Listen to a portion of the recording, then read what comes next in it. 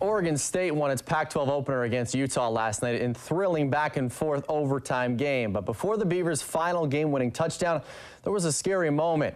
Midway through the fourth quarter, running back Storm Woods took a shot to the head while trying to pick up a blitz on the edge. Woods was taken off the field in an ambulance and taken to a local hospital. Woods was okay, and the Beavers actually delayed their charter flight home to wait for Storm to catch the flight. And the best part, he showed up in his scrubs from the hospital and in good spirits. You see it there. Head coach Mike Riley said today Woods suffered a concussion and is out indefinitely for this week's practices in the lead up to San Diego State. Steven Nelson with more on Woods and the Beavers' dramatic win in Salt Lake City.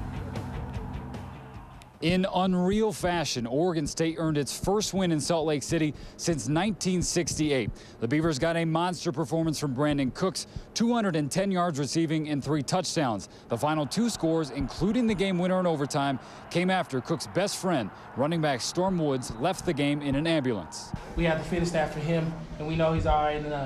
We just knew that Storm would want us to fight, and he wouldn't want us to go down. It was one of those things that Storm always talked to us. He worked so hard, so we want to finish that out for him. Cooks was also a big factor on the play that probably best represents the craziness of this game. It was a 3-point game with about 12 minutes to play. The Beavers had the ball 4th and inches from their own 45, and Mike Riley dialed up a trick play. We had a different play until and then everyone realized what it was, and everyone was fired up about it. So we knew it could be huge. You know, it's funny because I kind of backed out of there and I was waiting for Tehran to throw it back to me. And that thing almost hit the sky cam.